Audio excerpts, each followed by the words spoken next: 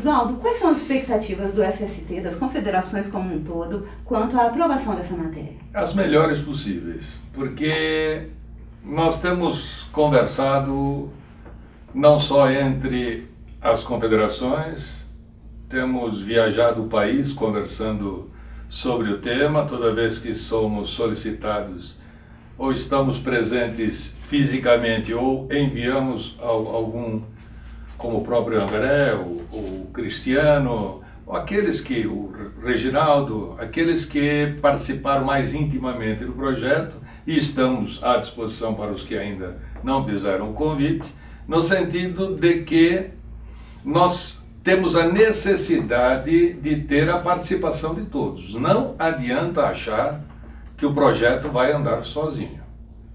Na base, a base tem que conversar com os seus deputados. Agora, neste momento, são os deputados, porque o projeto ele está sendo feito na Câmara dos Deputados. Consequentemente, há necessidade de conversarmos, como disse o André, está na Comissão de Trabalho. Quais são os membros da Comissão de Trabalho? Poxa, um dos membros da Comissão de Trabalho, ele é daqui da minha região. Vamos conversar com ele, vamos esclarecer, vamos trocar informações e fazer com que essa tramitação seja o mais rápido possível. A partir do momento que ele passe pelas diversas comissões, ele tem que ter uma solução, ou ir para o plenário, ou ser aprovado e encaminhado para o Senado. Então, eu entendo que é o momento do trabalhador se manifestar na base. Manifestações de apoio ao projeto, manifestações de contato com seus deputados e trocar informações para notar que é a forma mais rápida que nós vamos encontrar de fazer com que o sindicalismo sobreviva. André, você que está sempre ali pelos corredores do Congresso Nacional, você acredita que esse trabalho citado pelo Oswaldo, de fazer um trabalho individual na base, ele pode influenciar de uma forma positiva na tramitação desse projeto? Sem dúvida. Todo e qualquer projeto que entra no Congresso Nacional, ele não necessariamente sai como entra. E ele não sai como entra porque há setores da sociedade que se manifestam junto ao Congresso Nacional, para que ele possa ser alterado, modificado, melhorado, e que possa sofrer essa pressão externa para que o Congresso Nacional tome a decisão, efetivamente, obviamente, aquela decisão que está mais próxima do anseio da sociedade. Então, o trabalho que o FST promove hoje junto às bases é extremamente importante justamente nesse sentido, para fazer com que trabalhadores, dirigentes sindicais possam buscar o projeto para si, tomar como se o projeto fosse dele, para poder assim atuar junto das suas bases, junto dos seus parlamentares, junto daqueles parlamentares mais próximos, independente da corrente ideológica daquele parlamentar, mas porque o tema é muito mais abrangente do que necessariamente uma linha ideológica dentro do próprio movimento. Ele é um tema que abrange o movimento como um todo, tem essa valorização do trabalho da base, e isso reflete efetivamente no sindicato, que obviamente vai influenciar dentro do Congresso Nacional. Sim. O cenário atual hoje dentro do Congresso Nacional favorece discussões em relação a esse tema? O Congresso hoje tem uma pauta, eu diria, bem diversificada.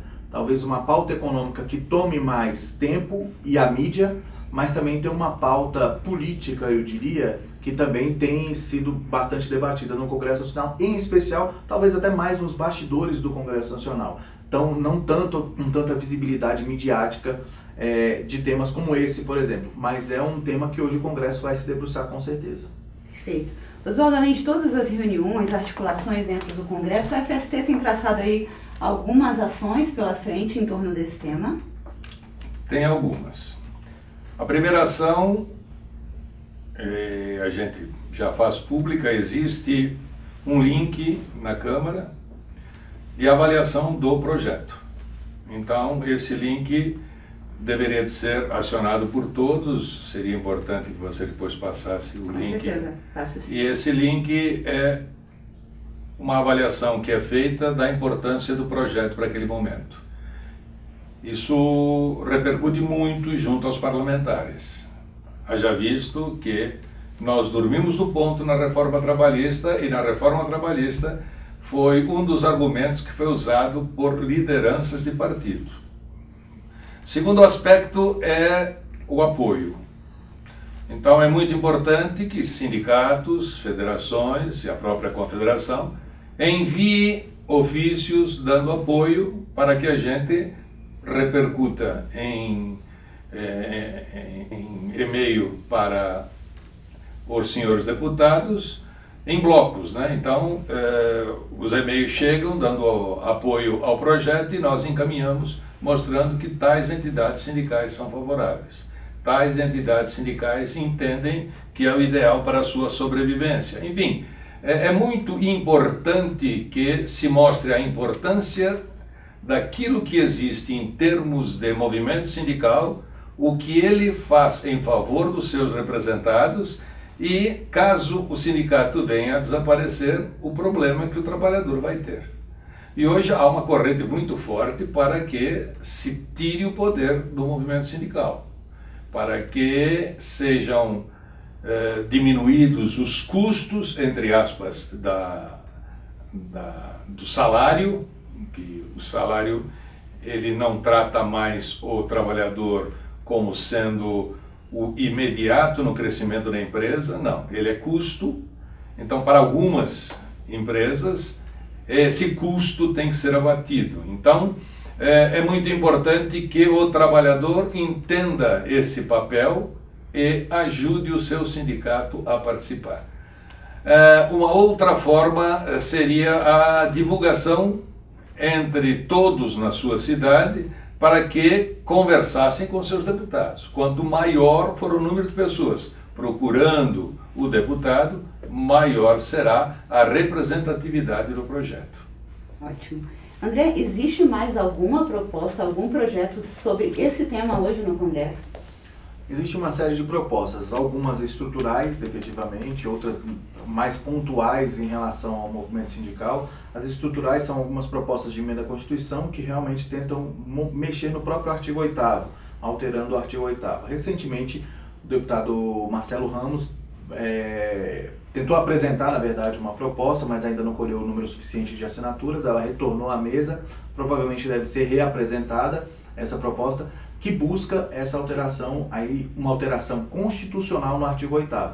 Lembrando que o projeto proposto pelo deputado Lincoln Portela, patrocinado pelo FST, ele é uma proposta de lei ordinária, ou seja, de regulamentação do artigo. Não altera a Constituição. Então, na verdade, ele faz uma atualização do pensamento do legislador à época da Constituinte e tenta trazer isso à tona através de uma lei ordinária. Já a proposta do deputado Marcelo Ramos procura sim alterar a Constituição e aí sim mexer propriamente no texto constitucional, no artigo 8º, entre outros pontos que provavelmente possam surgir, assim como as outras propostas que estão em tramitação. Como eu falei, existem algumas propostas no eixo mais estrutural do movimento sindical e através de PEC, de proposta de emenda à Constituição, e existem outras que são, eu diria, pontuais, às vezes só tratando efetivamente da contribuição, coisas mais nesse contexto, mas existem sim propostas. Ok. Então, Oswaldo, pelo que parece, é um trabalho aí de formiguinha, né? Temos que fazer ali desde a base e essa articulação direta com os nossos parlamentares para tentar mudar esse cenário atual de hoje. Verdadeiramente, a imagem que você colocou é a mais correta.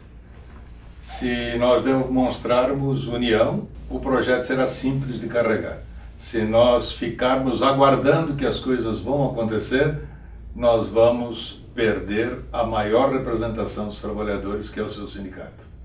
Por isso que aqui na Contrato a gente sempre diz que juntos nós somos fortes. Eu acho que toda essa união dos trabalhadores pode realmente reverter esse quadro difícil que passa as entidades sindicais, o movimento sindical, que tem uma história aí que não é de hoje, né, André? Exatamente, é uma história antiga e que faz parte da democracia. Então é necessário que não só o movimento sindical encontre a saída, mas que os parlamentares possam ter a sensibilidade necessária para dar continuidade a esse movimento.